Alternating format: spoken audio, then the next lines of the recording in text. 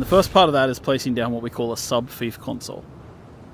A sub-fief console allows you to claim a small part of Arrakis as your own, but it does in turn mean that you'll start to owe taxes to the Emperor. So here we are with our building system, and you can see that we have two types of building here. We have the holograms, which show in the beginning. I call them solido projections internally. And we have the way that you fill in, which is by holding down the mouse button in this case. So the cool thing about this is it allows us to have this cooperative building system. So you'll see that one player places out the solido projections and the other player fills them in with the materials from their inventory. This is just a way that lets people play together and build together in an interesting and exciting way. We've seen through our experience with Conan Exiles that some people just love to build in these games. So we've created a system called the Blueprint Building System that allows players to save a copy of their base as one of these giant holographics. Then they can take them out into the world and place them out wherever they like and then rebuild. And we have another system in the game which allows you to take these, big architectural designs of your buildings and sell them to other players on the exchange. Once again, this is a way to quickly move your base around the world. If you've got a design you like, you don't have to, throw it out immediately. And it allows you to create these interesting masterpieces. It also, as you can see here, allows you to, if you're not artistically minded and you don't like building big bases, you can buy them from other players. Once you finish crafting a base, you want to fill it with all kinds of machines, fabricators, and refineries. And of course, harkening back to the blood extraction we just did, we've got the blood purifier. So what we want to do is take the blood from our blood sac and deposit it into the blood purifier, and over time it will refine into lovely fresh water, which can then extract into our litogens and carry with us out into the desert. While there's many varieties of fabricators that you can use to craft things in the game, one of the most exciting things is crafting yourself a vehicle. So we're opening the technology menu, and from here we're able to purchase the design for a sandbike. A sandbike is one of the early vehicles available to players in the game, and you can kit it out with different types of modules, including an extra seat, which allows you to bring your friends with you. So in this menu you can see we're fabricating ourselves a sandbike, and all the different parts of the sandbike have to be fabricated individually. So the player is going into the menu here, they're crafting different things which will make up their sandbike. And as you can see, it prints out in this kind of 3D printer type way, where all the materials are turned into these particles which then come together to form the different pieces of the sandbike. And you can see it's sort of all happening in the background here. And if we go out into the world view, you can actually see the pieces forming up inside the fabricator. So a base with lots of these fabricators going is actually pretty cool and pretty busy. Once we've done, we jump back in, we pull things out of the queue, chuck them into our inventory, and then we use the welding tool to place out vehicle pieces. Now again, this is a cooperative activity. We've thought about multiplayer, so any other player could be working with you to place modules and pieces of this bike. And so we're going to assemble this bike, but of course when you work on larger vehicles and your friends are with you, you'll be able to work together to craft big things like transport ornithopters or sandcrawlers. And so we're going to add the body to this, and we're going to add an extra seat just in case we want to bring our friend with us out into the world. Once the bike's been assembled and fueled up, you jump on and you can head out to explore the greater areas of Arrakis.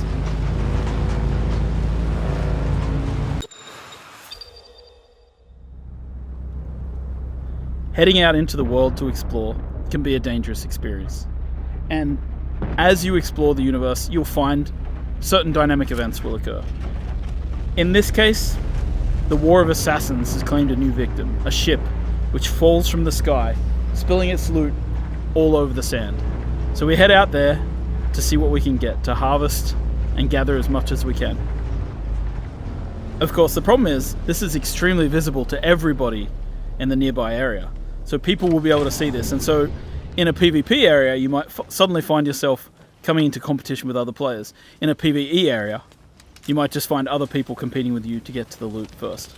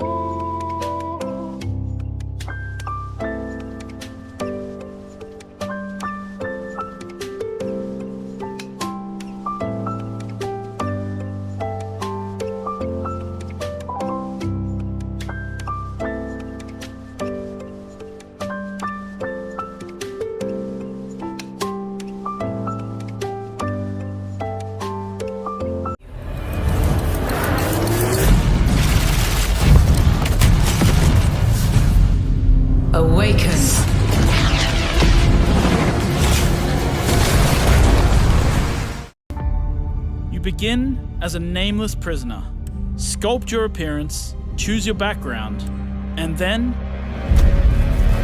crash into the planet. You are abandoned and alone. Hunted by sandworms, scorched by the unforgiving sun, ravaged by sunstroke. Stick to the shade, chase the moving shadows, survive. Welcome to Arrakis, the most dangerous planet in the universe. Meet hundreds of other players in the vast online world. Befriend or betray those you meet. Form a wary alliance, in this case, a spit dart rifle and a still suit, for your help taking down territorial deserters. Working with others will always increase your chance of staying alive. The deserter base. Climb to a vantage point and prepare for violence. Your choice of weapons and abilities determines your strategy. Swordmasters lead the charge into battle, literally. Repel ranged attacks with a shield, and then take them out, one by one. Deploy the Hunter-Seeker and kill from the shadows.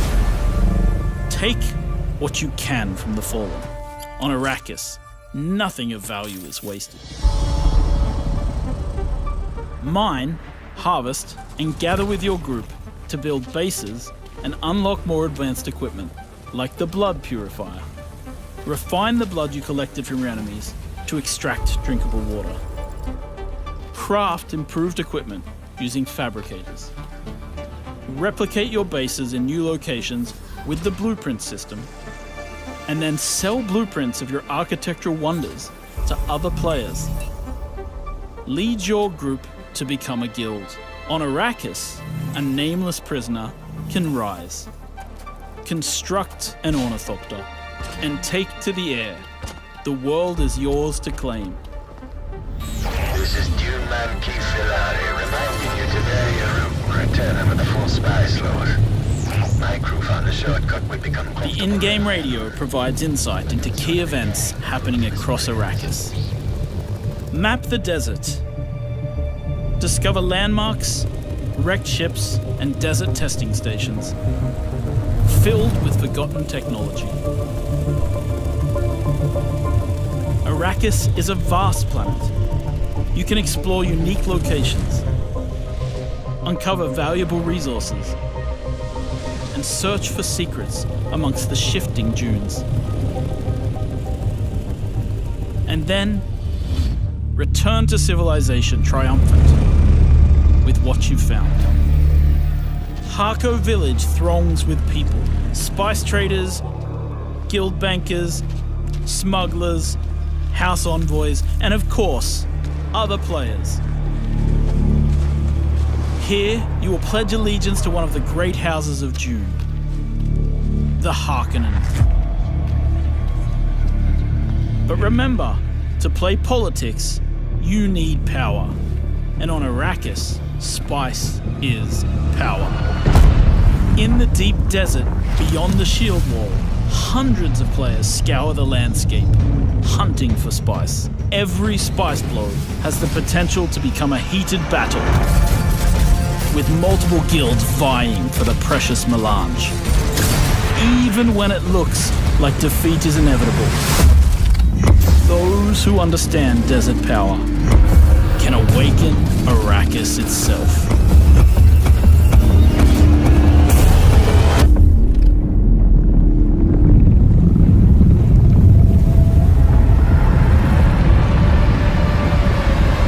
Once you've played the game for a little while, you'll start wanting to build your own base.